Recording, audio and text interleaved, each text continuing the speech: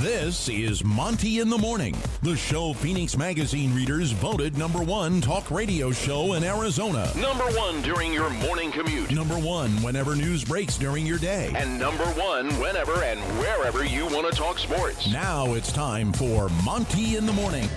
Hey, yo, man, how the heck are you? It is the Monty Show, live in Hawaii, still on the Kona Coast. Beautiful vacation. Good to see you, French Jake. How are you, bud? Doing well. Trying to get the setup dialed in and figure it out. It's been good. Yep, indeed we are trying to get the setup locked in. You know the weirdest thing about being in Hawaii? When you, are, brought to you by the Advocates, the best injury attorneys in Utah, UtahAdvocates.com, because the Utah Advocates know that when you need an attorney, when you've been in an accident or you've been injured somehow and you've been wronged and you need somebody to represent you, go to UtahAdvocates.com, because the last thing you need to worry about in that situation is how you're going to pay your medical bills. That's right. The Utah Advocates will get your medical bills deferred, and you don't pay a penny out of pocket until the Advocates win your case. The Utah Advocates present the Monty Show. In Hawaii and every other state on the map, for that matter. Let's go. The crazy thing about Hawaii is, cell phone service is spotty. Right. So I haven't sent a text. I haven't taken a phone call. Oh, it's been glorious, hasn't it? It really has been nice to kind of be unplugged from society, but it is what it is. Yes. Let's see. Everybody who's in here this afternoon, thank you. Jackson Graham, what's up, my man? Good to see you. Tanner Plummer, the executive producer of the show, self-proclaimed. Tanner, good to see you. He says, aloha, executive producer Tanner Plummer has arrived. Aloha. Zachary Thornton says, thank you for broadcasting on vacation. Zachary, thank you for being here on vacation. Appreciate you. Neville93 says, good morning. Lobes fan Gabe says, aloha, beaches. See what he did there? That's beaches. But then it's like another word. And... Do you remember the Bette Midler movie, Beaches? No. Oh, no, because nothing happened before 1993. Correct. So it's fine. What's up, Arlington Bears? Connor Tulin, how the heck are you? Jaron Eccles has been waiting all morning for this. What's up? Gabe Rasmussen. Gabe, what's up? I think Gabe followed me on Twitter. Wow. I mean, wow. I do get Twitter here on the islands. So, hey, good to see everybody. Appreciate you all being here. Huge sponsor announcement coming up in 29 minutes on the show. We are adding another sponsor to the show, and it is Glorious. Super excited about this one because it's going to make you money. We'll talk about that coming up. I promise you it has nothing to do with your sexual organs. Yes, that's nothing, a promise. If those don't work, get some radiation and stuff. I don't know. But the one thing I'm going to talk about, though, to kick off the show, because we do want to get right to work, that BYU dominated South Florida. And that Utah went to Florida, the swamp. And I know there were people saying the grass was slippery. Hey, guys. At the swamp. Sounds like an excuse. It doesn't matter. Utah went and beat themselves against the Florida Gators. Who do you feel better about coming out of that? I think I'm pretty close on both. I mean, I'm not going to sit here and hit the panic button on Utah because they lost a tight game on the road, and frankly, a game that really for them should have been won. And that's why, all this noise on Twitter about Utah wasn't good enough and Anthony Richardson had some coming out party. It's absolute trash because Anthony Richardson didn't really do anything. Correct me, I think he had 170 yards and was like a 61% passer. It's not like the guy came out for 400 yards on 70% passing. I mean, this is somebody who did a lot of damage on the ground with his legs and frankly did a lot of damage after first contact. You had an opportunity to bring this guy down in the backfield, probably 7-8 times, and it really just did not happen. And that's why I say, as much as you have to give Florida credit, Utah should have won this football game. And that's why when you ask me, hey, who do I feel better about? Well, I'm pretty confident in some guy named Kyle Whittingham to get his team to tackle better. I'm pretty confident in Kyle Whittingham to get that defense going. And ultimately, I'm not worried about the pick at the end for Cam Rising. I think that's going to happen. And so, for me, that's why I say I'm pretty even. I'm not going to overreact to the South Florida win for BYU. You handled your business. This is a team you should have beat. You should have handled. Like, not going to overreact to that. And I don't think we should overreact to Utah. I think they didn't execute, and I would expect much better for them in week 2. Yeah, and I think when you look at the experience factor, when you look at the linebackers, you look at, what Utah is replacing. They have a lot of guys that they believed in and needed. I mean, you look at Britton Covey, Devon Vele only had 3 catches against Florida, and I will continue to say Devon Vele is one of the most important players on this Utah offense because I think we all know what Brant Keithy can do. I think we all know what Dalton Kincaid's capable of. We clear on that? But you don't have a receiver that you can count on who every time you throw him the ball, 9 times out of 10 he's going to catch it and he's going to make a positive play out of it. Yeah. I don't know that we could say that about Devon Vele at this point. I'm with you. I'm not really worried about the interception from Cam Rising. You're in a 2-minute situation in the red zone. You'd love to see a touchdown there. But that throw is not why they lost the game. They lost the game because they didn't tackle. I mean, in the first half alone, you had 3 opportunities to get off the field on 3rd down, and you missed a tackle in the backfield. Basic fundamentals of defense, Utah didn't execute in those areas, and that's something. Well, that's something that Kyle Whittingham's going to clean up. So yes. I am not going to sit here and hit the panic button on Utah. I don't see this as any huge loss. The thing that you have to understand now, though, is now you got to pick up the ball and you got to make positive change. I mean, yes. Unfortunately for Southern Utah, and I mean unfortunately, you're going to come into Rice Eccles, and I think you're probably going to get some last will and testaments done on the field. I'm a fucking unit. Well, I mean, I think some guys are going to get hit. I expect fast physical football out of the 1s and 2s from Utah, and I expect that to be 3/4 of football.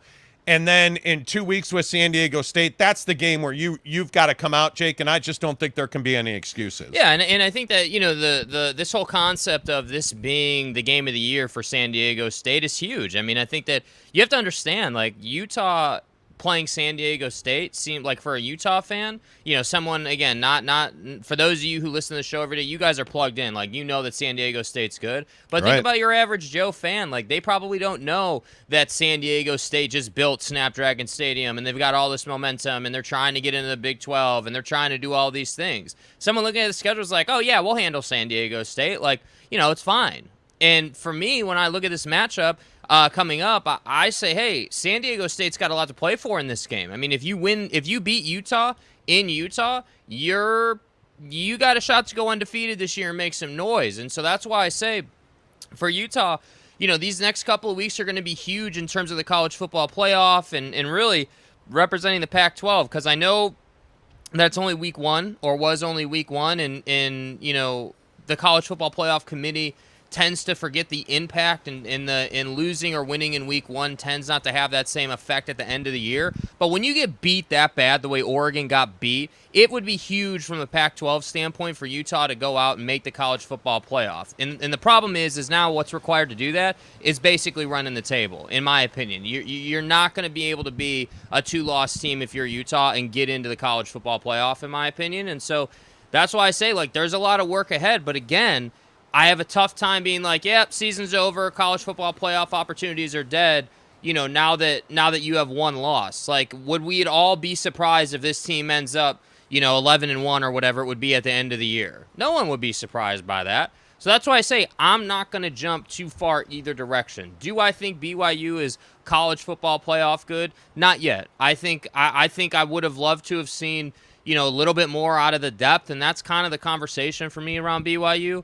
I don't doubt what that offensive line can do to teams. I don't doubt what they can do, as a team overall. But I need to see them again. Like, what do you do against Baylor? What do you do against Notre Dame? What do you do against Arkansas? Those are the 3 teams where I'm like, hey, if you can be in those games and, frankly, win those games, then, okay, we can talk about the college football playoff. And, by the way, the latest AP Top 25 poll is out on a Tuesday morning. Utah down 6 spots to number 13 after the loss to Florida. Feels about appropriate. BYU rises 4 spots to number 21. Whoa. Bro. Number 21. Let me make sure that I have that right. What? BYU, after a dominating performance, only rises 4 spots. They're not better than Kentucky? To number 21. They are behind Kentucky, Wisco, North Carolina State, Bro, who dropped 5 what? spots. They're behind Pitt, but I think Pitt deservedly so is at 17. Bro, what are you talking about? I mean, man? it's really it's kind of surprising it is kind of surprising that they are behind Kentucky, Wisconsin, and North Carolina State. Yeah, this is some haterade out of the rankings, bro. This is there's no reason BYU shouldn't be top 20, and I'm not saying they got to be 15 or anything, but 20th is what I felt like would have been appropriate. That was it's a little surprising to see that BYU did not get more love than that. I mean, that was a dominating performance out of BYU football. I mean, just the way the offensive line played, the ease with which they scored points, they showed explosiveness, they showed efficiency, they showed just absolute precision execution in that offense. And it's a little surprising. Even, Christopher Brooks finally got loose, later in the game. But the way that they ran with Puka Nacua, the sweeps, the different looks off of the sweeps, the way that the right side of the offensive line with Harris LaChance at guard instead of tackle. Which I liked a lot, by the way. I mean, they absolutely dominated South Florida up front. That was the kind of performance where you would expect them to break into the top 20. To be at 21 is a little disappointing, frankly. I mean, but again, what have we said all year about BYU's schedule? You're going to get opportunities now. To continue to move up. You're playing Baylor Saturday. You're a 3-point favorite against Baylor now in Provo. This is the home opener. You would expect to see that same kind of performance. You're probably not going to dominate the way you dominated against South Florida, let's be honest. Baylor's a far superior program. But I would expect, hey, there's redemption on the line. You want revenge. This is your home opener. I think you have a point to prove against a Big 12 opponent coming into the conference next year. Like, there's every reason for BYU to come out and play well. Yeah, absolutely. And I think that, that point you make about it being the first home game of the year, I mean, obviously it's going to be, amped in LaBelle. And I think that, look, I think that this whole concept around BYU getting hated on in the rankings continues to live on very healthily. Like, I think that it happens all the time. And I think that just being behind Kentucky, I'm just like, what logic does that make? I mean, it was clinical. You dismantled USF. Like, you handled them. And I get it. I'm sure we're getting comments about USF is a nobody or USF sucks whatever. You want to say about USF, but frankly,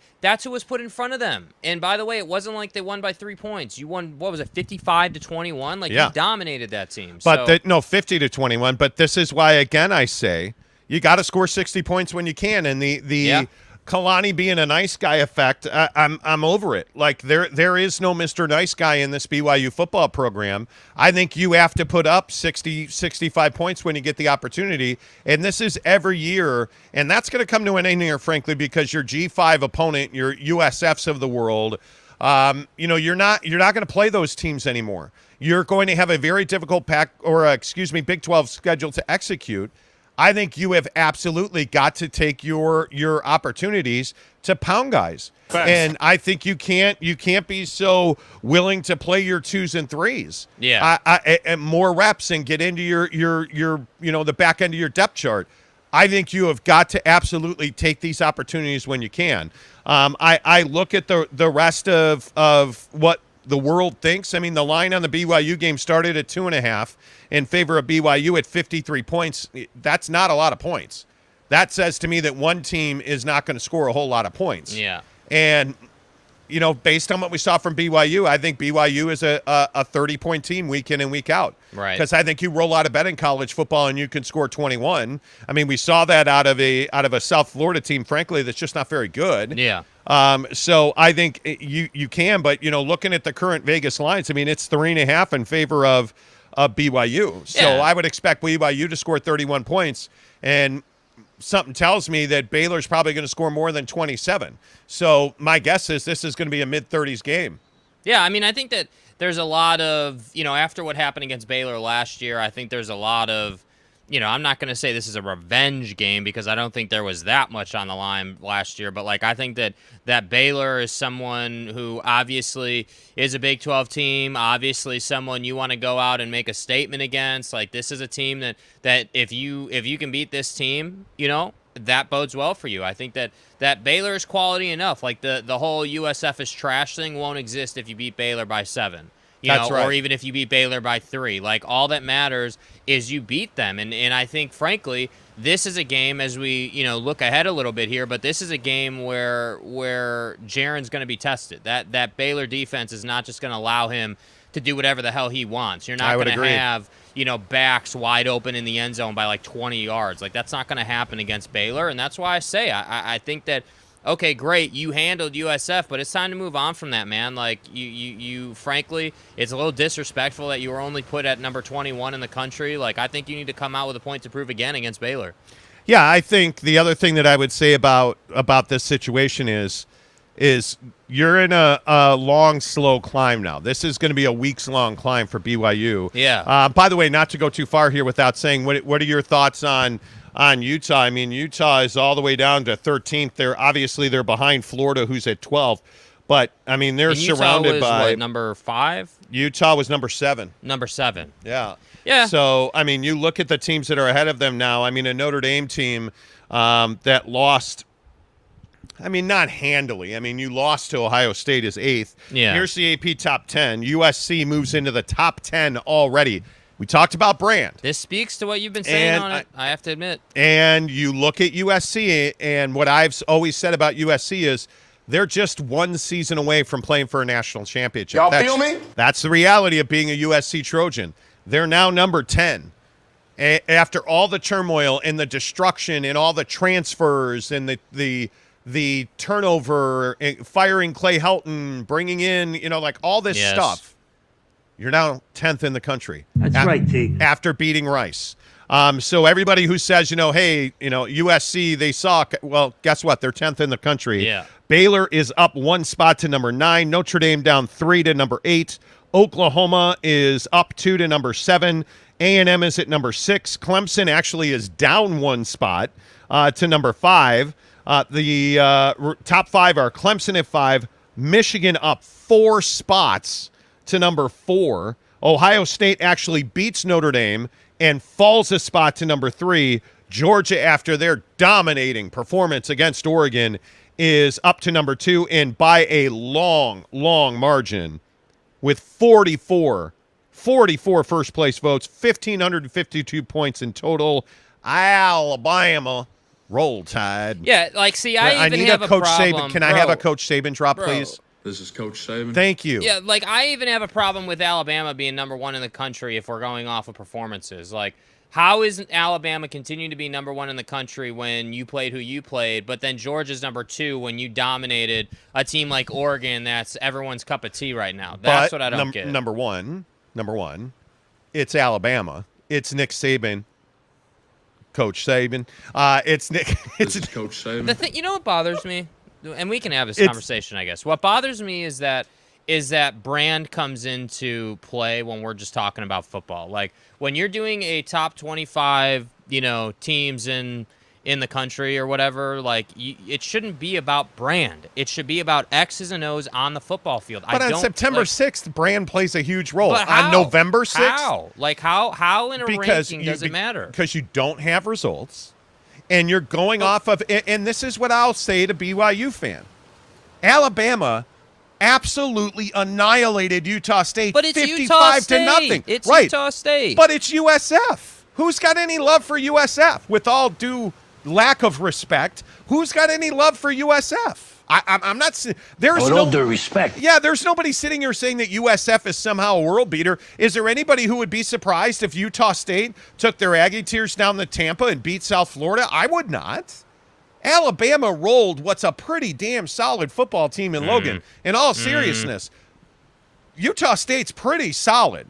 I mean, I think when you beat a team like Utah State 55 to nothing, It was never close, man. That's a dominating performance. I look at what you look at how bad Oregon was. The question is, if you're Ohio State, you beat Notre Dame and you fell one.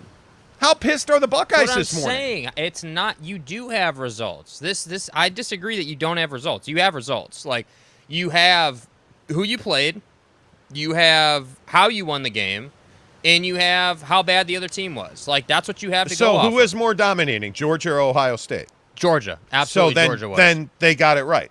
On Georgia, they did. On some level, yeah, but they got it wrong with Alabama. So you think Georgia should be number one? Yes, I think after you go out and you dominate a college football playoff team that was a college football playoff team last year, and they score. I mean, I can't remember the final score off the top of my head, but you dominated them. They were never in that game. They scored 861 to 3. Bo Nix was looked the Georgia terrible. final. Like, you know what I mean? Like Georgia, Oregon has way more pull than Alabama and Utah State. Right. Like, that's why I say, like, you do have results. You should just be going off of the on-field stuff, and I only say that off of SC. Like, SC shouldn't get that much of a bump because they're SC. Like, they need to earn that. All right, let's shift gears a little bit because, as always, at 10 of the hour, every hour, it is time for Football at 50, presented by Football at 50, as always, is presented by the guys and gals at Papa Murphy's Pizza, and I can only say it so many times. Papa Murphy's Pizza is our favorite pizza. We don't order the, hey, bring it to the door and stuck to the box top kind of thing. We don't do that. No, friends, we have the Traeger Ironwood 885, right? So what we do is we get on the Papa Murphy's app, and it is spectacular. We build our pizza custom, and I can tell you we use a traditional crust. Here's the inside scoop on Papa Murphy's. Use barbecue sauce on your pizza, because it is spectacular. So what we do is we do the crust, barbecue sauce, mozzarella cheese with green onion. Then you put their onion mix, because they have this really nice onion mix. Then they're going to put some more cheese on top of that with some pineapple. Yes, because as men with testosterone, we can say we like pineapple on pizza. Facts. Then you're going to throw that thing on the Traeger smoker, 425 degrees for 25, 30 minutes. It's going to come out in pure pizza bliss. Yes. And you're going to save 25% off your order at $25 or more when you use the code Monty25 at Papa Murphy's Pizza. Order.papamurphys.com. Or please, do me a favor, download the app. Super easy. Take home some cookies for the kids as well tonight at Papa Murphy's Pizza. Okay. So I think the biggest story in sports is the argument we're having right now, which is how much does reputation matter? Because I actually want to go to Greg Hawkins' comment, because I think it is very apropos of what most college football fans think, that the SEC will win the national championship this year. And I think that's why you have Alabama and Georgia at the top of the rankings right now. And again, the latest AP Top 25 is out. Alabama by a mile is number one in the AP Top 25 poll, with Georgia number 2. Ohio State actually falls after we the Fighting Irish of Notre Dame from South Bend, Indiana, where Rudy went, put on a hell of a performance against Ohio State and almost beat Ohio State until they didn't, and they didn't show up in the second half. Yeah, good thing almost doesn't count. And stuff. But the point is, Ohio State falls from, their high haunches to number 3. Mm-hmm. I think reputation matters. And I think when we're sitting here on Tuesday, September 6th, it is no surprise at all to almost anybody that Alabama's 1, Georgia's 2, and Ohio State's number 3. I mean, if you just said, hey, Monty, would it be a surprise on September 6th if that's the order? I'd tell you absolutely not. Mm-hmm. Now, is that going to be the order on November 6th? It's not. I'm telling you right now, Ohio State's got not 1 but 2 losses in them, and especially if, Njigba's out for any amount of time, I think they're in real trouble. But Alabama and Georgia are tested. Their medal's been tested. Alabama and Georgia are going to be there at the end of the year. Yeah, I completely agree that Alabama and Georgia should be the top 2 teams in the country for 99.9% of the year. I just think that they're a cut above anybody else in the country. But my problem comes in when Alabama gets whatever the percentage was of first-place votes, some ridiculous number, and they played a nobody. With all due respect to Utah State, like, you're not someone who is in the college football playoff conversation, and I have a problem with that. And I think that when we sit here and we look at teams like Oregon, we look at Ohio State, we look at Georgia, you look at, obviously, we've been talking about BYU, but the big one obviously is SC. I don't like that teams like SC, who have been garbage for a decade, get one coaching change and some players and some recruiting and some momentum in the news cycle. Caleb was pretty good. I'm sure Caleb was pretty good. I'm sure you were pretty good. It's been 1 week. You're not proven. You're not Alabama. Get the hell out of here with that. Wow. Like, you're a Pac-10, Pac-12, pack of what's left team. And I'm not going to sit here and give USC the benefit of the doubt. You are not the Reggie Bush team of all those years ago right now. You need to prove who you are. I want to see you against the SEC, and I completely agree with Greg. The SEC is probably going to win the national championship this year. We all know that. The question is, who's going to represent the pack? Is it going to be SC or is it going to be Utah? Because I can guarantee you it's not going to be Oregon. I don't think the Pac-12 has a seat at the table currently, I just think their reputation's been so mightily damaged as we talk football every hour, 10 to the hour, football at 50 presented by Papa Murphy's Pizza. I just think that USC is the only one that has a chance. I mean, if it's Utah, Utah's going to have a spectacular resurgence, much as they did last year. Yeah. And listen, if you're going to beat Oregon twice, you've probably earned your way in last year. This year, I don't think that's good enough. There are 2 games of consequence on this Utah schedule. And I'm sure there's more. But as I look at this Utah schedule on paper, you got to beat San Diego State in 2 weeks. That is a statement game. Right. Absolutely. October 8th, Rice-Eccles Stadium with a tinge of cool air in the weather, in the breeze. Finally. Because we all know that it's 100 degrees for the next 10 years in Utah. But That's it, Skippy. On October 8th, when that air's a little cooler and that place is rowdy and it's popping and the muss is rocking and USC is on the other sideline. That's not a game that you can ho-hum through. That's a game where Utah has to come out on the turf at Rice-Eccles and let everybody know last year was not a fluke. But that starts with Southern Utah this weekend, San Diego State the weekend after that. It is that simple. That is your path to glory. Yes. You have got to win the Pac-12, and that starts by beating USC October 8th. It is that simple. By the way, don't let it be lost on you that that's the same weekend that Notre Dame and BYU will be in Vegas at Allegiant Stadium. Facts. So big games every weekend of consequence right here in the state of Utah, and they're not. It's not going to be a slow train or a slow buildup. Every single weekend, BYU and Utah will be measured for their performance on the field. And if you're a BYU fan, every weekend matters because, 1, you're an independent, and I think we all realize that. But 2, the other story here is that you are loaded. You are, hey, we took care of USF. Now we've got Baylor. Then we've got Oregon. It just keeps on coming. Yes. And by the time you get to Las Vegas in early October, and 2 of our listeners are going to be there watching that game that we're going to tell you about in a minute. By the time BYU gets to Las Vegas against Notre Dame, the script is going to be written. We are going to be well aware of where BYU is. Yep. Now, I don't love the number 21 ranking. I think it's absolutely a slap in the face. But it is what it is. And now you know that your road's a little steeper to get to the top of the college football world. And it is until next year when you're in the Big 12. Then, I mean, the criteria for getting into the college football playoff all of a sudden crystallizes, and you have a real good idea of where you are. But teams like San Diego State, your hopes of any kind of Cinderella season came to an end with whatever that was at Snapdragon Stadium over the weekend. The hugely disappointing performance out of the Aztecs. Yes. I mean, there are teams already. And it's most teams. Let's be honest about it. It's probably 6 of 10 teams are out of the college football playoff already. It's really despicable. I mean, Notre Dame, I don't see a road back to the top for Notre Dame. And I'm a Notre Dame fan. I don't see a road back to the top. You had your chance against Ohio State, and you let it go. Was it a tough game on the road? Sure it was. Was it at the shoe? Yes, it was. Was it difficult? Sure. You lost. I think that's absolutely true. My only thing is the College Football Playoff Committee has this habit of forgetting what happened early in the No, year. Ronaya ain't coming through that door anytime soon. Listen, call Manti up, bro. We need your help, bro. We need you. We need you, man. Call him. Get him on the field. Put the pads on. Put the leg pads on. It's Let's not go, defense. bro. Let's go. They've got like 86 quarterbacks at Notre Dame. Anyway, Football 50, every hour, 10 of the hour, presented by our good friends at Papa Murphy's Pizza. I always tell you, support small business. I love our guys at Papa Murphy's Pizza. I shop South Jordan right off of 4,000 there. I love that store. I know that when I order my pizza at Papa Murphy's, it's going to be exactly the way I wanted it because they build each pie custom for you, right? Like, you're not getting just some run-of-the-mill pizza. You're getting the exact pizza you want, whether you go with one of their standard, like their pepperoni pizzas out of this world.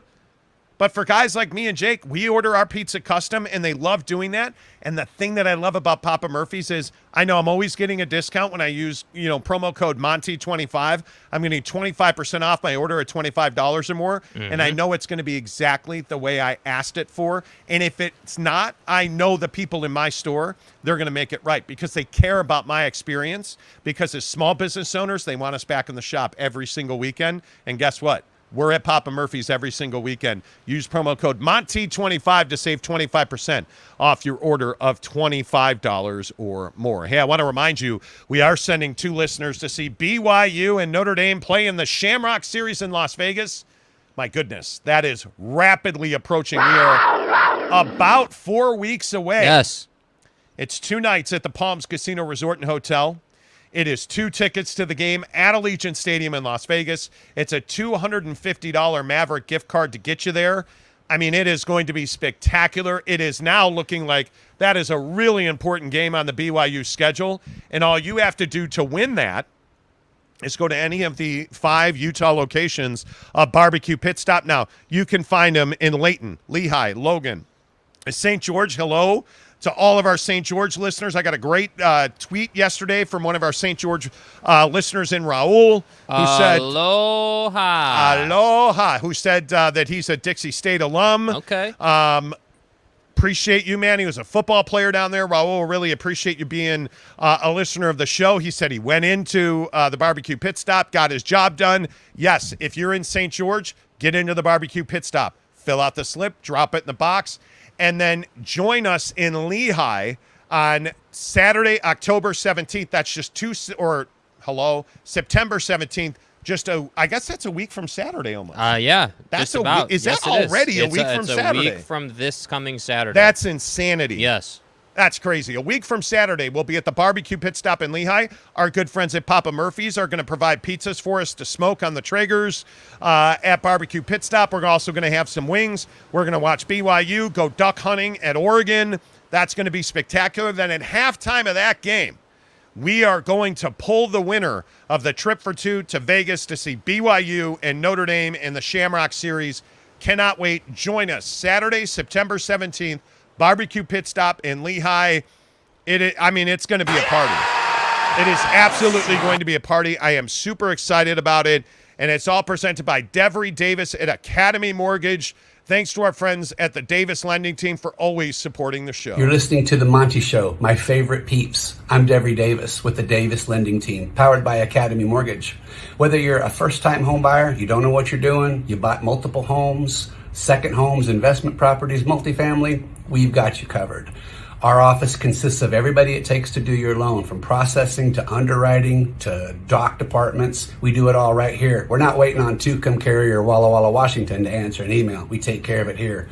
The housing market's changed. Prices are dropping. It's the greatest time to buy a house. There's no such thing as a dumb question. If you have any questions, you give me a shout. I'll walk you through it. Have a great day. Tell my money guys I said what's up. What's up to Devery Davis at Academy Mortgage? Appreciate him being a big supporter of the show. Call him today, 801-543-9666. NMLS number 278545.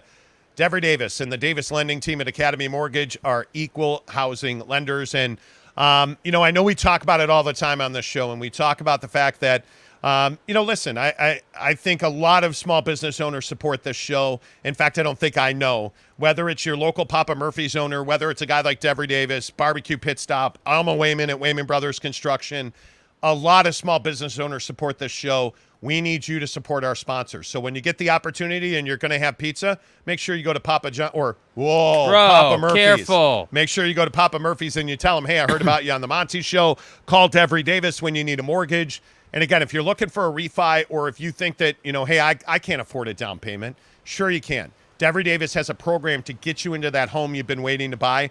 Call him today, 801-543-9666 for Devery Davis at Academy Mortgage. Talking a lot of football on the show.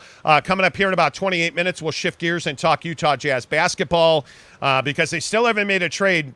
Just to take a temperature, are you surprised the Jazz have not made a trade yet? Yeah, I think that it's an interesting time. I felt really confident over the weekend that there was a high opportunity for a Bogdanovich to the Lakers deal to get done.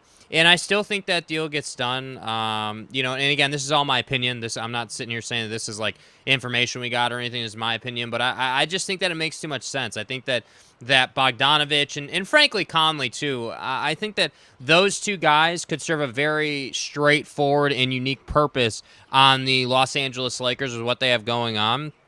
And I also think when you start to see the rumblings around Twitter, ESPN talking about it, sources coming out and saying this or that about how the Lakers' 2 first-round picks are, quote, the most powerful picks in the league right now, you start to see the tea leaves. And I think I'm going to keep saying this, and I'll die on this hill. Danny Ainge has run the offseason this year in the NBA, and I think that it wouldn't surprise me the least bit if Danny Ainge went out and got those 2 picks and really sort of rounded off the portion of tearing the team down so that he can move through and transition to building the team back up. Because I still think that this team, while everyone says that, life is terrible right now and the team's going to suck and Colin Sexton's not that guy, pal, like everyone's hating on it, I actually think that this turnaround is not going to take years and years and years. I think we're probably in a 2-year window where, like, this coming year they won't be a playoff team, but that following year, would that be 24, 25, I guess, or no, 23, 24, next season, I think that you're in a much better place, and I think you're at least competitive and pushing for a playoff spot, and that's why I say I don't think that if you're a Utah Jazz fan, you should be in panic mode right now. All right, let's get some of your thoughts in here because a lot of people are in on college football. Patrick Boren, he's a Baylor fan. One of them Waco wackos. Mm-hmm. He says, I also keep hearing that if Baylor wins, it will be an upset. LOL. So number 10 beats number 25, and it's an upset. I think the boys in Vegas like BYU in this game. It's up to 3.5. It opened a full point below that. Well, and they have a job to do. Remember that. I mean, you're talking about Las Vegas. Like, they need to make money. But I think usually they're pretty close. I mean, you go back and you look at where the line was. Very rarely are they more than 10, 20 points. I mean, that almost never happens. You look at the lines, and you start to see that there's a lot of people that are really close in Vegas. Right. When it's 3.5, that tells me that more and more people are starting to feel like BYU is going to win the game. Mm-hmm. Would it be an upset if BYU beat Baylor and Provo? Based on the early season rankings, yeah, it would. Yes, it would. In my mind, it's not an upset. I think BYU is a better team at home than Baylor is. If that game was in Waco, it'd be an upset if BYU won it. Right. But it's in Provo. It's at Lavelle Edwards Stadium. And my feeling is that BYU should win this game. BYU should be favored to win this game. With what we saw on that offensive line, and I know I keep saying that, BYU has an unbelievably athletic offensive line. You take a guy like Harris LaChance and you plug him inside at guard, that's a game changer for this offensive line. You look at the physical way that, Pini Katoa is running the football. I was really surprised at the mix in the rotation that we saw in the backfield between Chris Brooks and Pini Katoa. I thought that was a really nice 1-2, and it's not even thunder and lightning. It's thunder and thunder. Like, they both have power and explosiveness. That was the other thing about Chris Brooks that I thought was really nice. He was through the hole in a blink. So I feel like offensively, and I haven't even, by the way, mentioned the explosiveness, and we'll see what, how Puka Nacua is, and it'd be nice to get Gunner back this week and see if he's healthy enough to play. You have all the weapons on the field, and this team is going to be very difficult to beat, and I don't care who's on the other side of the football. You bring Baylor to Provo. With BYU having revenge on the mind, something tells me that you're going to get an absolute battle. on the field. And, all gas, no listen, break. I think that's exactly what it is. Yes. Tanner Plummer, the executive producer of The Monty Show, says, well, BYU is the favorite, Patrick. So, well, BYU is favored, and they should be. It's at home. It's at home. You can't have it both ways, though. I mean, we can't sit here and say that the AP poll matters. I think it matters. It does. Does it determine upset or not? No, it doesn't. Well, I don't think it doesn't determine favorites or what's an upset and what's not. Like, I think it just gives you the framework to have a conversation, if I'm being honest. Like, I think BYU and, frankly, obviously Utah are good enough to go anywhere and beat anybody on any given day. I mean, are the odds of is BYU really going to have any chance to beat Alabama? No, obviously not. But I think that for most teams they see, if they play their game and they execute to their best, they're going to have a good day. And that's why I say I just feel like, BYU, if we're being realistic about how this college football ranking is going to go all year, as it does every year, BYU is going to have trouble cracking the top 10. It's the case every single year. They're going to have trouble. They're going to have to be 8-0, 9-0, 10-0 to crack that top 10. And I think that, frankly, I just don't think that's a possibility this year. I think you're a two-loss team at the end of the day, and I think that's because of attrition and injuries, and frankly, your depth is going to get tested. I do truly believe in my heart of hearts that Jacob Conover is going to get significant reps this year. I don't think Jaron makes it the whole year. He's never been that guy. And so that's why I say when you look around and you start saying, okay, what is our opportunity to get into the college football playoff this year? How can we break the top 10? Well, Jaron's got to stay healthy. That offensive line's got to do its thing, and you got to be undefeated. Yep. Jerem Tracy says at Patrick Bourne, it'll be a close game most likely. BYU got a decent chance to pull the upset. I think that BYU's got a better than average chance. I mean, I would say Baylor has a puncher's chance of winning this game because they're clearly capable. Asgill says if BYU is the favorite and win, then no upset. There is no upset there if BYU wins. This is not an upset. Mm-hmm. Tanner said, let's be real. The only poll that matters is the college football playoff poll that comes out in November. I don't know about that because to be in position to get into the college football playoff, the AP matters. Yeah, the AP absolutely matters. Asgill says game is in Provo. Makes a difference. Huge. Absolutely it does. No doubt about it. Greg Hawkins says Vegas odds are normally pretty close. I agree, Greg. I think when you look at the final outcomes of those games and the spreads, I mean, they're not making money in Vegas because their spreads are way wrong. Yeah. There's no doubt about that. I just think that, we'll see. Patrick says, so Baylor having proven themselves better than BYU last year matters none? Not at all. No, it's last year. What happened last year doesn't matter. I mean, when you look at the national championship game, Alabama's ranked ahead of Georgia. Does that matter that Georgia is the reigning national champion and beat Alabama pretty handily in the championship game? Apparently not, because the entire world, based on the number of votes, thinks Alabama's the best team in the country. And by the way, they are the best team in the country. So I don't think what happened last year matters at all. And by the way, the game's not being played in Waco. It's being played in Provo. And you got to come to altitude, and you got to come and deal with that crowd. And I mean, this is a huge game, man. Yeah. Like, I think it's very different. Tanner says, either way, it's going to be a close game. I totally agree with that. The Blind Swordsman DS, my guy, what's up? He says, Monty, I get what you are saying, but what about Georgia wrecking Oregon, but then Alabama beat Utah State? Oregon would wreck Utah State. I don't think Oregon will wreck anybody. I think that we're starting to understand that there's a talent problem in Oregon. And I think that they have athletes. They don't have football players. And I think that's a big deal. And I think when you look at what happened, I mean, obviously you lost Mario Cristobal. His program is gone there. I mean, you're putting in a guy that is inexperienced as a head coach. You're putting in players that are inexperienced in his system. It is not easy to just do what Ryan Day at Ohio State did. That's out of the window. Urban left them so unbelievably talented and athletic. It was going to be hard to fall off. But guess what? They've even fallen off a little bit from when Urban was. Look at that defense. I mean, and again, yeah. I'm a Notre Dame fan. That defense at Ohio State should have been able to handle Notre Dame's offense, and they couldn't for a lot of that game. And by the way, on the other side of that, Notre Dame's defense didn't have very much trouble handling Ohio State's offense in the first half. My point is, this is not Urban Meyer's Ohio State Buckeye team anymore. This is not Urban Meyer's Ohio State Buckeye football program anymore. So you see Oregon, who wasn't even at the top of the mountain. I mean, I thought Utah was the best team in the conference all year last year, and they beat Oregon twice.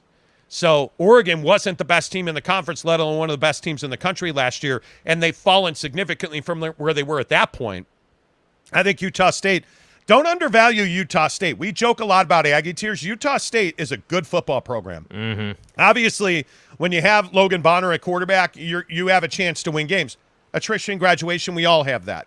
My point is, Utah State getting beaten soundly by Alabama is about Alabama. It's not about Utah State. And I think Alabama's a hell of a football team, but I also think Utah State on scale is a hell of a football team as well. And I actually think they could give Oregon just about anything they would want. And if that game was played in Logan, I'd probably take Utah State to win that game. No, you would not. I think I would. No, you would not. Depending on when on the calendar and where it was played. No way, dude. Okay. No way, listen, man. I'm telling you now, Utah State is not going to be easy to handle for anybody. Now, yeah, I'm not saying they're a pushover, but you can't. Nobody in their right mind's taking Utah State over Oregon. My even biggest with question Oregon's performance. it's not the Alabama game that worries me. It's the Week 1 performance that worries me for Utah State. That's the game that worries me. Let's see what they do in Week 3. Yeah, and then we can revisit this. Let's see. Asgill said this year. That was last year. Totally agree. Jerem Tracy, BYU last year was ravaged by injuries. They are much healthier right now. I'm a little worried about Gunner. I mean, that's a guy that you need on the football field if you're going to reach your highest of highs. Gunner Romney's got to be on the field. Yeah. And I think we really saw a bullet being dodged with Puka Nakua's ankle, because that looked that could have been a broken leg, bro. Oh my God. That looked horrendous. Absolutely, it looked horrendous. And I don't know that I would.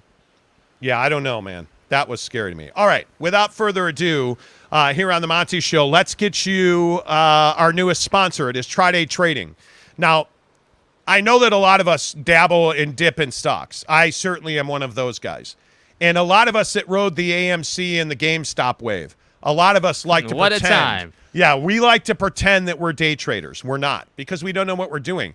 And that's why you've got to check out TryDayTrading.com, because the best part about Tri-Day Trading is they know not everybody's a fit to be a day trader. But the best part about Tri-Day Trading is that they can make you a day trader. They have an established system. They have an established track record with real-world results. And if you don't buy into it, you get to trade with their money. Go and lose their money. And here's the ultimate part about Tri-Day Trading. When you register for their free webinar, you have no obligation. You have nothing up front to find out, hey, you know what? I've dabbled in stocks. Can I really do this? Can I get out of my 9-to-5 grind and become a full-time, everyday trader? Yeah, you can. Yeah. And if you trust the guys at Tri-Day Trading and you follow their advice, you get a coach, you get infrastructure, you get support. This isn't one of those things where, well, I took a webinar, I took a class, I went through the whole thing, now I can't get them to answer my call.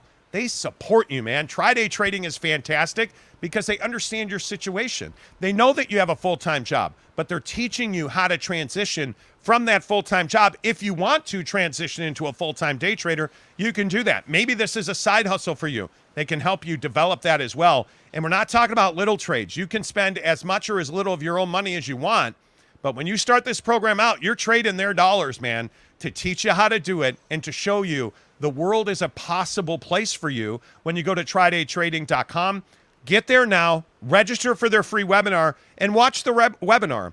And I think what you're going to see is this is not your traditional, hey, XYZ, give us your money. Sign and a contract, here's away. a bag of money, No, you're out. Not at Tri-Day Trading. I think the guys at Tri-Day Trading, we talked to Ryan and all the guys at Tri-Day Trading, and we really feel like, again, we talk about small business partners on this show. Tri-Day Trading, they're that dude. They're the guys that built this thing from the ground up. They work really hard no matter where you're listening to the show, and I know that we have a lot of global listeners on this show. Tri-Day Trading, anywhere in the country, anywhere in North America, Tri-Day Trading has a program for you, and you get their webinar for free. All you have to do is go to TryDayTrading.com and watch their webinar, register for it, watch their webinar, and see where it takes you, because that's what you have to explore. Always explore the possibilities. Yes. So if you're a stock market guy, if you're a money market guy, and you've always wanted to get your toe in the water, but you were too scared, go lose Tri-Day Trading's money. Don't risk your own money. Go to Tri-Day Trading right now, register for their webinar, and see where it takes you. Because trust me, talking to the guys at Tri-Day Trading, I'm really fired up about it. I love the stock market. I love the games.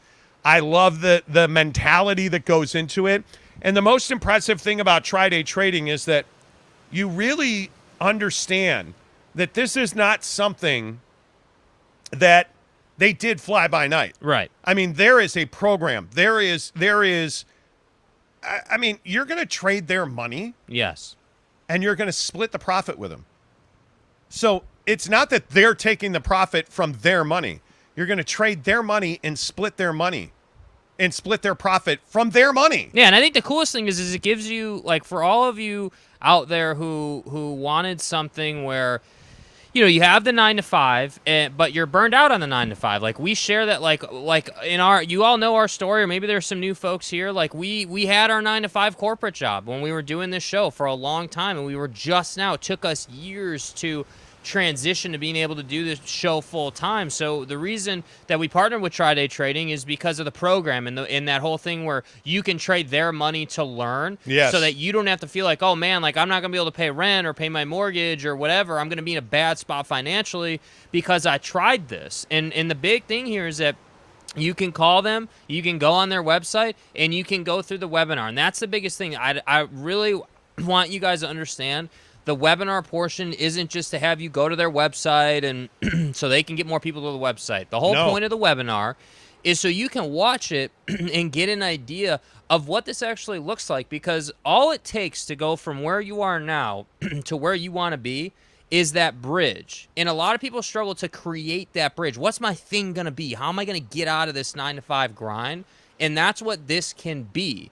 But it all starts with the webinar, and then from there, and it's on their website, you can see all the testimonials. Yeah. It's video testimonials, people literally talking about their story and how now they're making several $100s a day.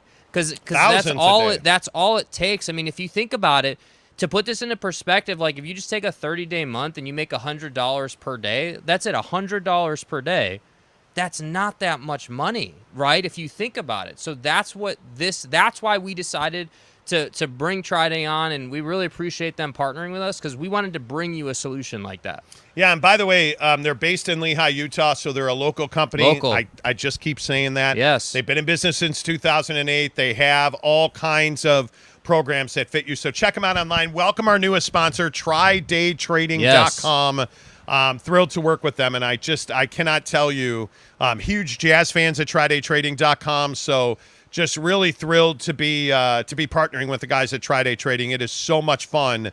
I am really looking forward to seeing how you guys do with Tri-Day Trading, because it really is it's a 6-week course. You get great coaching.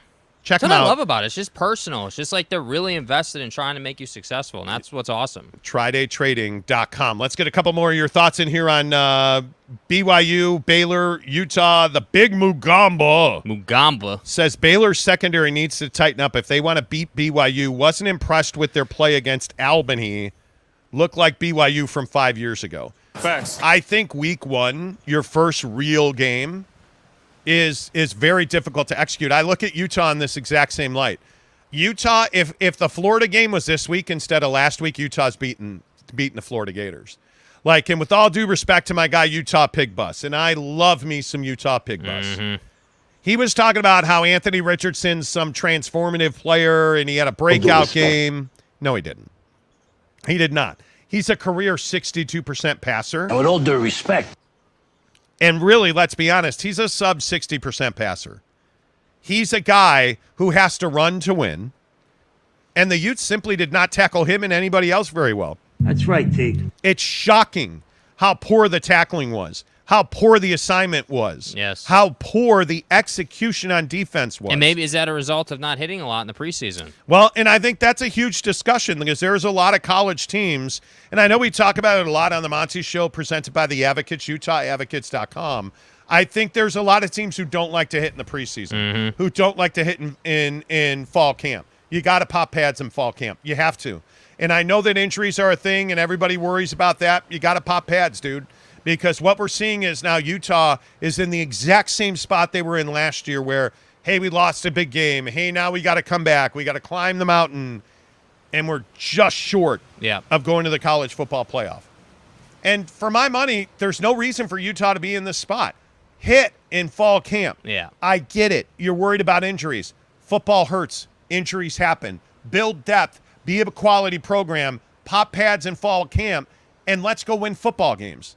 The shocking part of that Florida game was not that their uniforms were slippery because of the humidity. Stop it. The grass was not slippery because of the humidity, because Florida didn't have any trouble on their own turf. It's grass, man. You have on cleats. The issue was you weren't ready to pop. You weren't ready to hit. You weren't ready to tackle. That was the issue for Utah. Yeah. That's why they lost that game. It is that simple in my mind. 100% agree. The interception is not why they lost that game. Cam Rising is not why they lost that game. They lost that game because they were not prepared to play physical football. So when I look at things like the Big Magamba's comment, I don't disagree. I do not disagree. Jerem Tracy says, hey, if BYU loses to Notre Dame by 1 point, I might brag. Okay. They should be. BYU is better than Notre Dame. BYU is better than Notre Dame. I've watched a lot of Notre Dame football in my life. And having watched just about every snap of that Ohio State game, this is a flawed Notre Dame team. And for everything I say about Brian Kelly had a system. He was an absolute authoritarian in that system, which alienated a lot of football players, but it yielded results on the field. This Notre Dame team is not as disciplined as Brian Kelly had been in the past. Right. And I think there's a transition for his players away from Brian Kelly. And I think that's going to be difficult. BYU should beat Notre Dame. Again, we're weeks away from that game. We're a month away from that game. Yeah. So we'll see what happens here. Mike Pressler says, I've bragged about a lot of losses, but that's life as a Horns fan.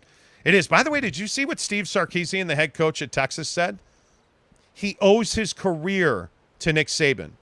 Steve Sarkisian, the head coach of the Texas Longhorns, who was, by all accounts, a raging alcoholic at USC, Right.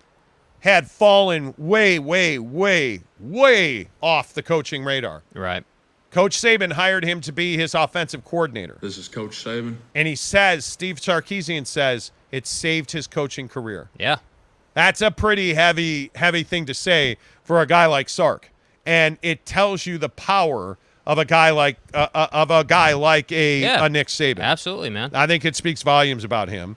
Let's see. Asgill says no other fan base anywhere gets excited about looking good in close losses. I don't know about that. I think there's a lot of tryhards. Greg Hawkins says our offense looked fine. Got to get the wide receivers in action more. Our defense needs work. Yeah, it does. Yep. Yeah, it does. But I will say the secondary on the defense looked pretty good. Yeah. Those linebackers need to get more comfortable. I just can't believe the tackling was such a struggle, man. I just don't And that it care was.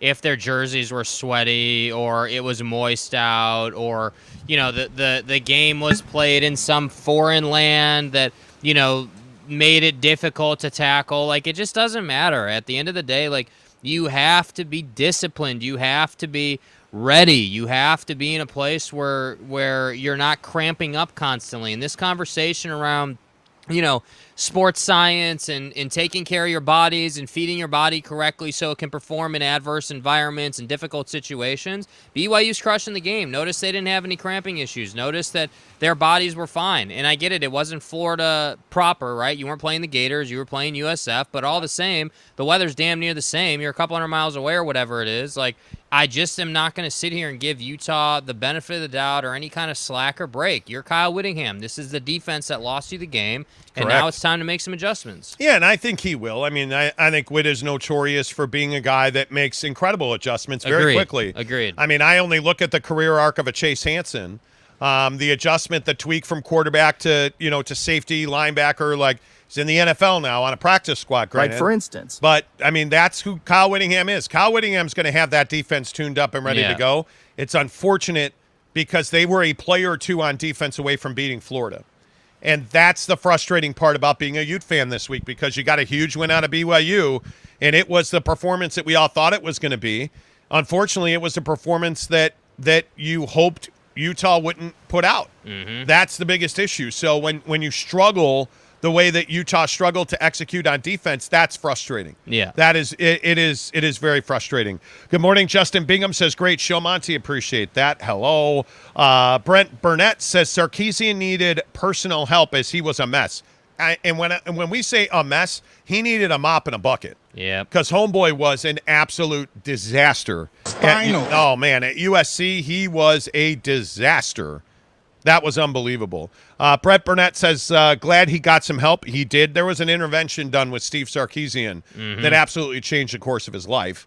Tyler Dopp says, what'd y'all think of BYU wide receiver core? I feel like they have a lot of great wideouts. I think this is, and I never thought I would say this, I think they're deeper this year than they were last year. Yeah, I mean, I think they've got a lot of talent. Obviously, Puka is extremely talented, veteran, ready to go. Hey, it's Mr. Nakua. Excuse me, Mr. Nakua. I just think that he's ready to go. And I think that the rest of when you have a veteran like that will lead the wide receiver group in the room, it allows you to have leadership, and it allows your guys to all be on the same page. Because that's the thing, all of these different position groups, you just need that one guy who sort of leads the bunch, and then they'll all follow him, and everything will be good. Everyone will be on the same page, just doing their job. Yeah.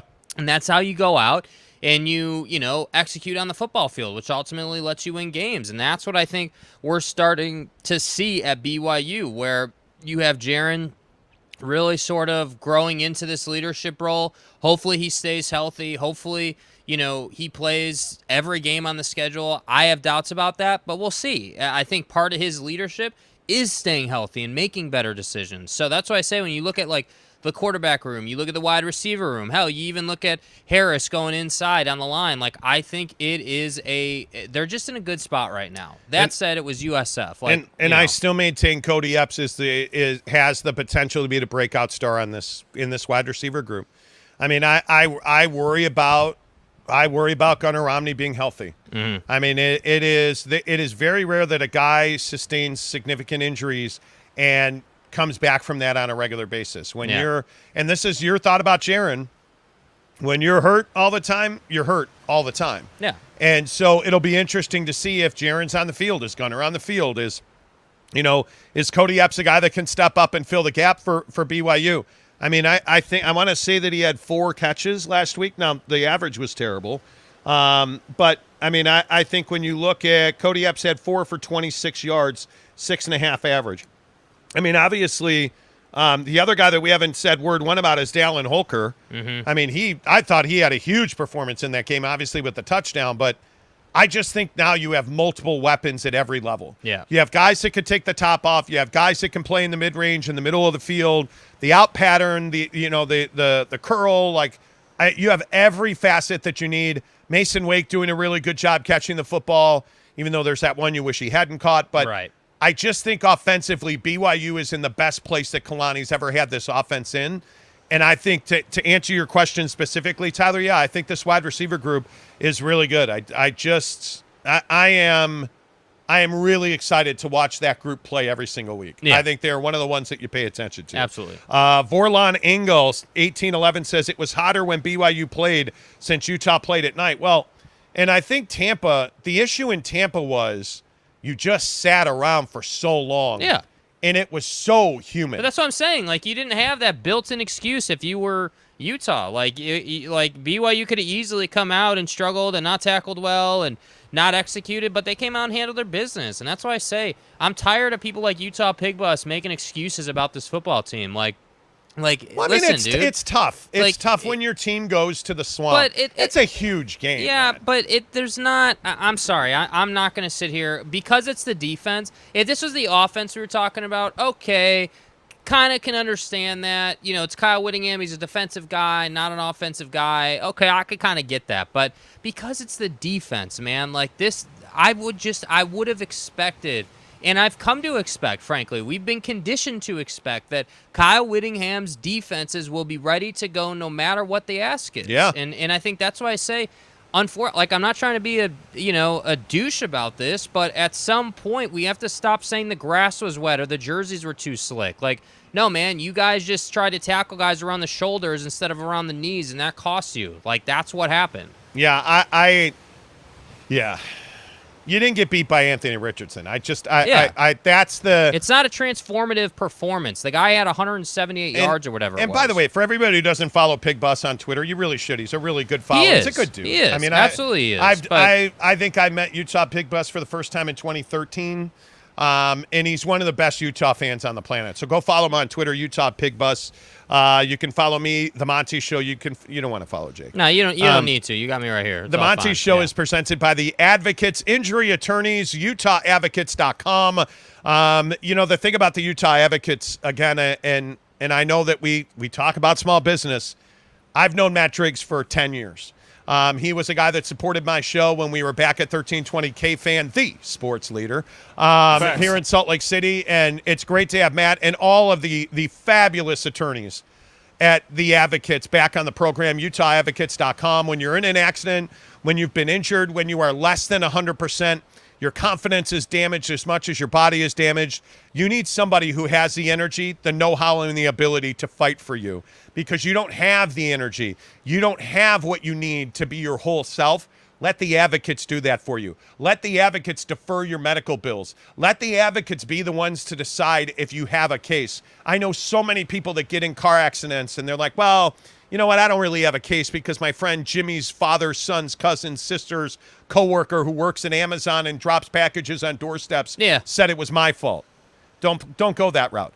Go to the injury attorney experts at the Advocates, UtahAdvocates.com. You don't even have to call them. When you go to the UtahAdvocates.com, you get on their website, and there's a chat function where you can chat with them at the Advocates, and they're going to tell you, hey, XYZ, then set up the free consultation. Because, again, notice you haven't paid anything yet. Your medical bills will be deferred. Your consultation's free, and you do not pay the Advocates anything if and until they win your case. You have nothing to lose. Call and ask the questions that you have, those needs for. Yes. How am I going to pay my medical bills and my rent? Don't worry about that stuff when you go to the Advocates. UtahAdvocates.com. The Advocates Injury Attorneys present the Monty Show live every single day. Today, we are still on the Kona Coast. By the way, trying to work it out. I see a lot of people asking about the Harris LaChance conversation we have every week on this show. Trying to work it out with Harris to have him on the show this week. And at different times slightly, obviously, for those of you in Utah that are not here in Kona, Hawaii, we are 4 hours behind you. So currently right now it's 1:30 in Utah. It's 9:30 in the morning here on the Kona Coast. Yeah. So, we've got our plan is to do a show tomorrow, which will be Wednesday and Thursday. Then we'll be off on Friday. We'll be in Maui next week.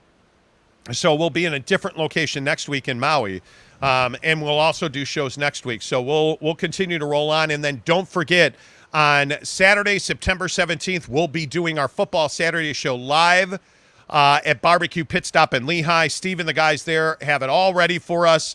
All of our good friends at Papa Murphy's Pizza, who I just cannot say enough about the support that Papa Murphy's has given us on this show for that event. My friends, if you don't know about Papa Murphy's Pizza, I would highly recommend that you get to papamurphys.com. Download the app. That's absolutely the best way to do it. Download the app, order your pizza, and then come join us on Saturday, September 17th, and have some of the best pizza in the pizza business from Papa Murphy's. No one goes all in on made-from-scratch freshness like Papa Murphy's. Because when you go all in, people notice. Go all in with the Triple Pet Pizza for just $11.99. Papa Murphy's. Change the way you pizza.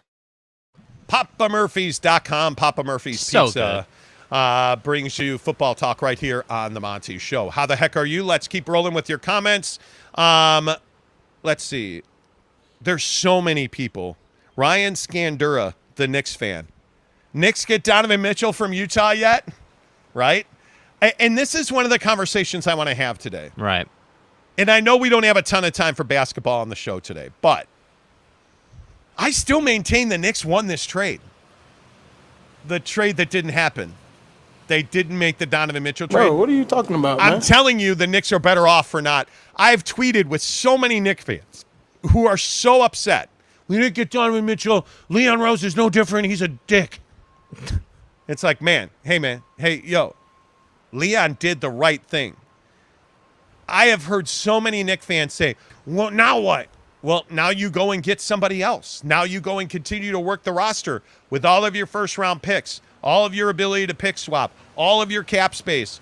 all of your Jalen Brunsons of the world, your R.J. Barretts, your Mitchell Robinsons, your Derrick Roses, like, go win games You now. still have a lot of talent. It's not like you're going to be some 10-win team. I mean, you're going to be, relevant in the East. I just think there's a lot of disappointment. It took, 8 weeks to figure out you wanted to trade the guy to Cleveland? Like, it just is frustrating that Leon and Danny didn't get something worked out. And ultimately, it has forever changed the course of Knicks basketball. I mean, that's just the truth of it. Now it'll be interesting to see what they do. Wow, do they go it has after... forever changed the course of Knicks basketball. If you got Donovan Mitchell and you gave up that future, now all of a sudden you're in a win now mentality. Not that you're not already, but like it accelerates that timeline. And I think that the New York Knicks are clearly trying to be a championship contender, and they've added a lot of pieces. I mean, that commitment to Jalen Brunson was loud. It was behind the scenes. It was even nefarious by some accounts. I'm sorry, did you say nefarious? Yes, man. It was,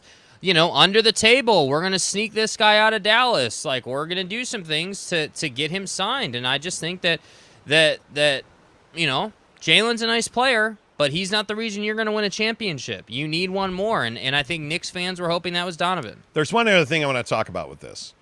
This Rick Bucher story, where the Jazz acted in a petulant, punitive manner and refused to trade Donovan Mitchell to the Knicks because they wanted to damage his career by sending him to Cleveland. Just shut up, Rick Bucher. Like, you have no idea what you're talking about. The Utah Jazz, and I've confirmed it 2 different ways, the Utah Jazz never had conversations about damaging Donovan Mitchell's career. Mm-hmm. This is one of the most outrageous, ridiculous reports I have ever heard. And there's been some crazy, wild reporting around Donovan Mitchell to the Knicks. Mm-hmm. In no way, shape, or form did the Utah Jazz plot or plan to damage Donovan Mitchell's career. Yeah, this is ridiculous. This goes all the way back to Rudy Gobert said it was him or me crap that we heard over the summer. I mean, this goes. We've heard some of the most ridiculous, just throw stuff up against the wall type reporting as part of this Donovan thing, and I have to say, it is frustrating that happens, and I feel like it happens because it's the Utah Jazz and not the Los Angeles Lakers.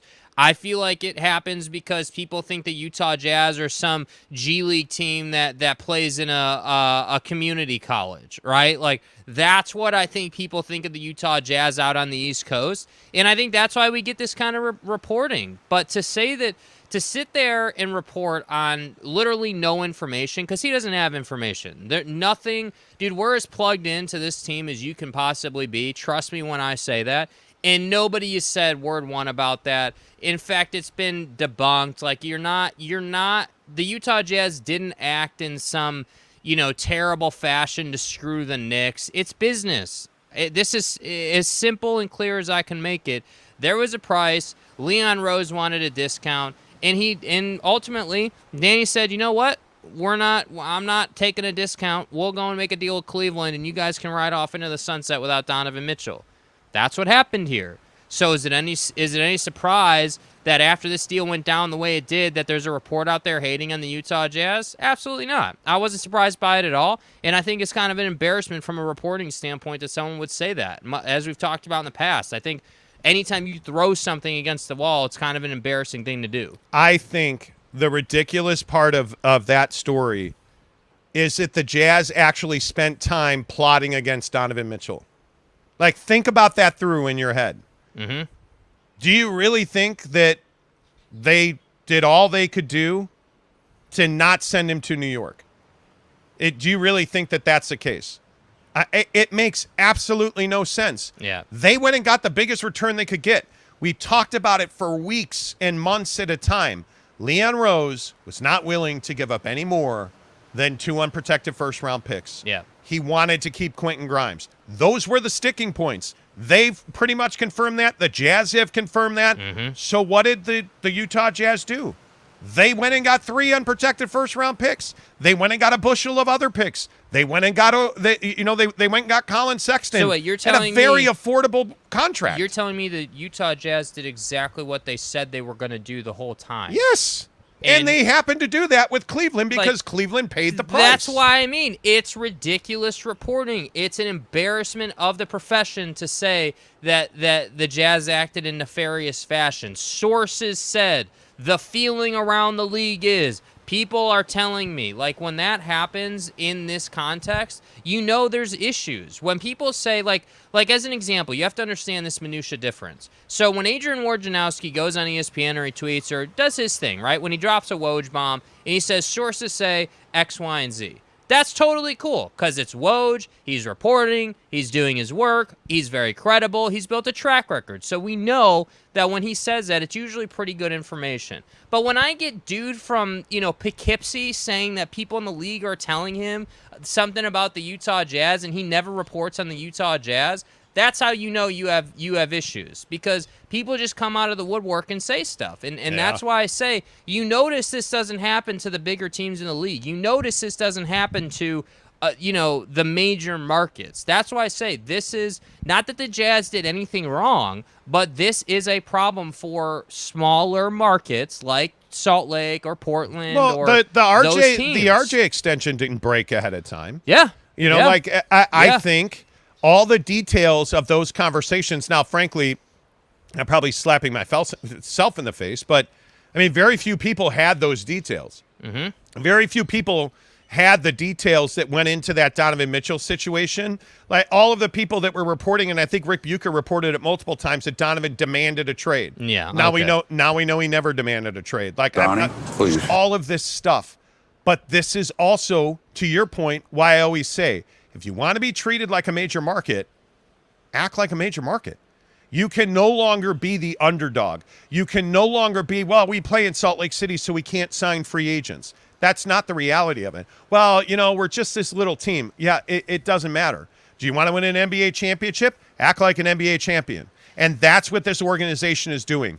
The fact that Danny Ainge went out and got 37,000 unprotected first-round picks, the fact that he got not one but two teams to trade him, the player that they drafted in the first round, tells you something about his ability to negotiate. The fact that Leon Rose, one of the most savvy front office guys in the NBA right now, got frustrated with Danny Ainge to the point where he dropped an ultimatum on him about, signing RJ Barrett to an extension, simply tells you Danny Ainge won.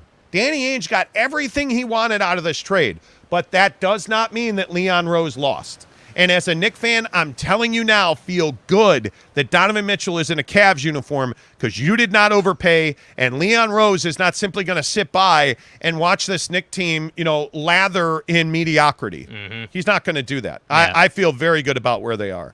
All right, Brent Burnett says, Cavs scooped in and closed it, baby. Knicks thought they could control the narrative and get spied on the cheap. That's absolutely true. It's a little surprising that the Knicks thought they could lowball Danny Ainge, and they lowballed Danny Ainge. What's even more surprising to me is they thought they could do it repeatedly, right? This isn't like, hey, Danny knocked on my door and gave me this offer, and one time I lowballed him. No, you lowballed Danny Ainge for like 6-8 weeks. Dude was trying to do a deal with you. Yes. And you would not come to the table. And now Knicks fans are all pissed off that they didn't get the guy that they wanted. We've seen this story before. So that's why I say, I love the Knicks fans that watch this show, but don't be surprised and don't be upset about it because ultimately you're still a good team. You're still a team that really should give teams fits in the East. I mean, I would really think that you should be like a mid-table team in the East. Yes. And I know that you won a championship. I know that Donovan Mitchell is that transformative player that could really take you deep into the playoffs.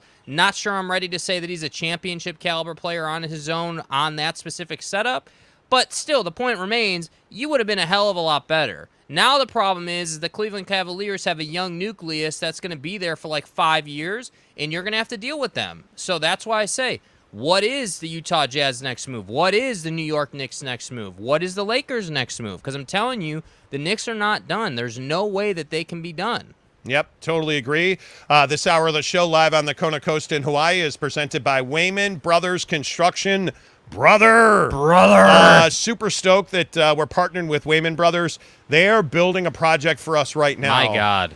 That I cannot wait to tell you about. It's in the thing is it's been weeks in the making, And it's been hard not to talk about it. This isn't just, well, we had a new sponsor of the show, go and check them out. Like, not to discount that, but this is like a big, large-scale thing. Life-altering thing. Yes. Life-changing thing. Wait until you see what Waymon Brothers Construction is building for us. And what should that tell you? We trust Waymon Brothers Construction. They've done multiple jobs for us. They've worked in my home. They do great work. And the thing is, I'm in Hawaii right now, as you can tell. Excuse me? It's Hawaii. Hawaii. We are in Hawaii right now, and they're not. They're back in Salt Lake City working on our project, and I trust them to do that. I'm getting text messages. I'm getting pictures. I'm getting phone calls. Hey, X, Y, and Z. They're in contact. They're accountable. They're on time, and they are cost-effective. That's why we trust Waymon Brothers Construction to do the most important projects like our kitchens, our bathrooms, our renovations, our basements. When you need that stuff done, when you need your basement built out, maybe your basement's unfinished, call Waymon Brothers Construction today. They'll knock that bid out, and they're going to come on skill and on price, on time. That's the thing. You trust Waymon Brothers Construction, and you'll see the first time you talk to Autumn in the office, or when Alma comes out and he does the bid on your home or on your office, your project, you're gonna be like, all right, I found my contractor. The thing too with Alma coming out to bid your job and kind of to give you an idea of, what's this going to cost me? I know, like, with a lot of contractors, and I'm sure, you guys have experienced this, they'll kind of just come out and you'll kind of just dance around your house and they'll just be checking off the paper. And it seems all very casual and just kind of like you're just someone else. The thing with Waymon Brothers is they ask you questions like, hey, like, I could do it this way and this would be the cheaper way. But don't you want, do you want something that's a little bit nicer and may cost you just a touch more? Yeah. Like, they're going to ask you those preference questions. And I love that because there are certain things, like in a kitchen, as an example, if you're redoing your kitchen, maybe you want a little bit nicer of a door handle. Maybe you want this instead of that. And they give you those trade-off options. Like, hey, my budget's $1. Well, this is 5 cents, but this is 7 cents, and it'll last you a lot longer. Do you want to do that? But the other thing is safety. This is the thing on this current project we're working on. Seriously. Alma Waymon thinks about not only aesthetics, the way it looks, feels, works. Is it safe for you and your family? Yes. Is this the right way to build this? Hey, I want you to build me this crazy thing. Well, that's not necessarily safe. Let's try it this way. I just love the guys at Waymon Brothers, and I'm telling you now, you can rest assured, feel free that when you're going to do a project, call Waymon Brothers, 801-654-1028, 801-654-1028. Waymon Brothers Construction presents the Monty Show live in Hawaii. Really enjoy working with those guys. I can't say it enough. Couple more on the Jazz, then we got to wrap up with football at 50 today. Live here in Hawaii. Let's see. Boyd Lake says Danny Ainge's job isn't to do a good deal for the Knicks. Danny's smart enough to make sure he gets value. Exactly right. Correctamundo, sir. Exactly right. Hey, look at that. Teddy Waymon on the show gives us a $5 tip. Sup, guys. Nothing better than working and listening to the show live. Appreciate all the work you guys do. Thanks, buddy. I appreciate that. Let's see. Tanner Plummer says, yeah, they moved to Hawaii, SLCP shooter. Yeah, we literally wanted to place ourselves in the poly pipeline at Utah. Exactly so, right. that's what we decided to do. Riley O'Brien says, afternoon casuals, if you haven't subscribed to the Monty Show, what the hell are you even doing? Kawhi laugh, he says. Bro, Jake? Why are people Jake? People are so committed to having their own drop. We needed the Kawhi laugh right there. Appreciate you, Riley O'Brien. Let's see what else is going on here. SLCP Shooter says, no, is Waymon Brothers building them a new studio? Could be. We're open to guesses. I'm just here so I don't get fined. Yeah, Brett Burnett says Knicks wanted the Jazz, but were cheap. They really wanted Spida. Me like Spida in Utah, but when you tell Knicks fans we're going to get Spida and don't, that is a stupid way to get him. Yeah, I would agree with that. Wow. SLCP Shooter says it better be a hot tub time machine studio. I already have the hot tub time machine, trust me. Yeah. The hot tub pad and deck setup that Waymon Brothers Construction built for us. We're going to start doing the show Unbelievable. topless in a hot tub every day. That's the thing. Okay. SLCP Shooter says from the backyard. Exactly right. Riley O'Brien says Kawhi laugh all the way from Hawaii. Exactly right. Exactly right. Zayman says, hey, Teddy Waymon, what's the secret project you guys are doing for Monty? Come on, Monty loves you guys. He won't mind you spilling the beans. Teddy. Brent Burnett says topless, LOL. Yeah, is Mrs. Monty going to be on the show that day? See, you are going to get me in trouble. You are going to get me in trouble. The Monty Show presented by the Advocates Injury Attorneys, UtahAdvocates.com. But right now, it is time for Football at 50. Always presented by our good friends at Papa Murphy. No one goes all in on made-from-scratch freshness like Papa Murphy's. Because when you go all in, people notice. Go all in with the triple pet pizza for just $11.99. Papa Murphy's. Change the way you pizza. PapaMurphys.com. Use the promo code Monty25 to get 25% off your order of $25 or more. Let's get into Football at 50 for about 5 minutes because Mitchell Trubisky has been named the starting quarterback of the Pittsburgh Steelers. Yes. Not only is Mitchell Trubisky the starting quarterback of the Pittsburgh Steelers, he is their team captain for offense. Bro, let's go, baby. He sucks. In Maserati Mitch, we believe. Oh, man, old Napa Mike used to love him some Maserati Mitch. Let's talk about Mitch Trubisky. Mm-hmm.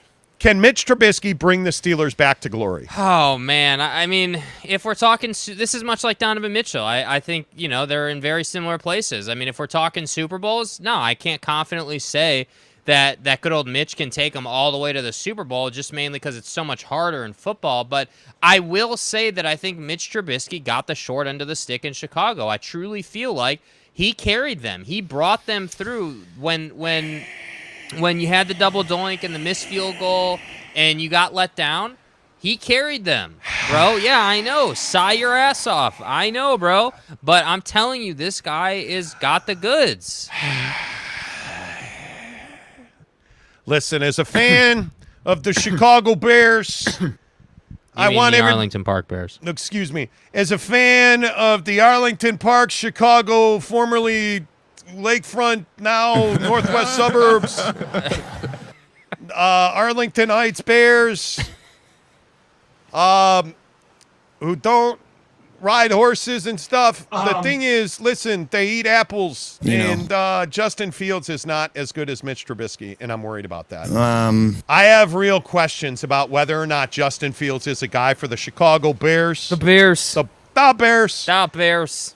Is Mitch Trubisky better than Justin Fields at the end of their careers? Yeah, he's better right now, and I think at the end of their careers, he's better, yeah. I'm starting to lean that way. I think that the thing with Justin Fields is the guy is wonderfully talented from an athleticism standpoint. My trouble is, and this is why I have trouble sort of grading him, once again, I love the Bears, but you've given the guy different coaching staffs, different offenses, different setups. Like, at some point, this is kind of why I'm concerned about Zach Wilson. This is why I've been concerned about some of the other, like Trevor Lawrence. You've got these guys who are in terrible organizations from a football standpoint, and they get different head coaches and different offenses every single year. And so, Urban's down there for the Jags. He gets moved out. You get a new guy in, and all of a sudden, everything's kosher. Like, I have concerns that Justin Fields won't blossom until he gets to a better situation. Oh, Hullabilly. Come on. Hullabilly says the Blackhawks will be relevant again before Trubisky has success as a starting quarterback. So congratulations, but that's bullshit. So never, because the Blackhawks are never going to be relevant again. So frustrating. I think, listen, here's the thing. I think when you look at the top teams in the National Football League, you understand that every one of them, and the top 5 teams right now would be the Rams with Matt Stafford, who says his elbow's a hundo P. No, it's not. Tom Brady and the Buccaneers. The Bills. What about the Bills? Josh Allen. Josh Allen is a guy that you can absolutely count on. The Chiefs with Patty Ice. Ayahuasca boy with the Packers. Ayahuasca boy. Ayahuasca, that crackhead. Ayahuasca Aaron Rodgers boy, out bro. here smoking the crack ayahuasca tea leaves. Hey, read between the ayahuasca tea leaves and say, I hate the Packers. The Bengals. Wow. That was probably too much over the top. The Bengals, obviously, you got to get down to the bottom, part of the top 10. I mean, the San Francisco 49ers are probably a top 10 team if Trey Lance isn't their quarterback. But have you seen anything from Trey Lance that makes you think he can be a dominant performer? I don't. Same deal as Fields. Like, the guy's athletic. He's got a gun. Like, he can run. Like, he can do what you want. But the problem is the system that he's running is, I feel like, too much for him. And the issue is, and this is why I say, you have to be definitive with your quarterbacks. Like, at some point. Ooh. Yeah, you want to just go to that? Ooh, yeah, breaking news out of the NBA has ESPN. Adrian Wojnarowski reporting Montrezl Harrell signs a 2-year deal with the Philadelphia 76ers. It includes a player option.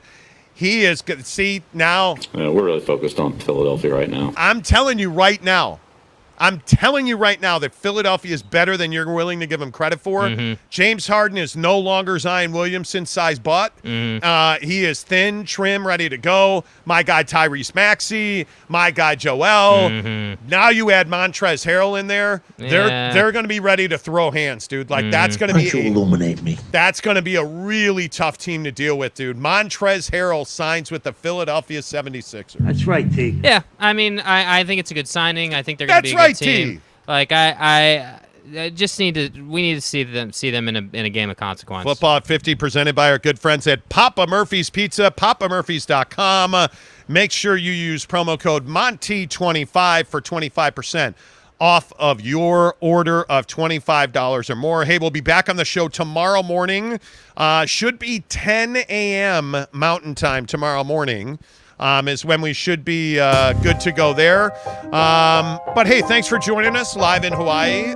Appreciate you patronizing the show. We'll talk to you tomorrow at 10. Until tomorrow, say goodbye, Jake. Goodbye.